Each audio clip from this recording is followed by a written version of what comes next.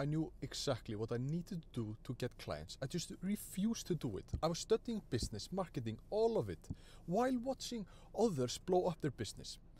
I knew I needed to tie my coaching to a tangible outcome, maybe lose 20 pounds, or something people just could picture. I was learning marketing and I knew this, but I had this limiting belief that I shouldn't talk about the big tangible promise because I was doing fitness and mindset coaching. And I knew the mindset part was the most important piece. So I thought with the service level outcome was, I don't know, not authentic or something. Meanwhile, coaches who knew way less than me about business and marketing were just saying, I help you lose 20 pounds and making money.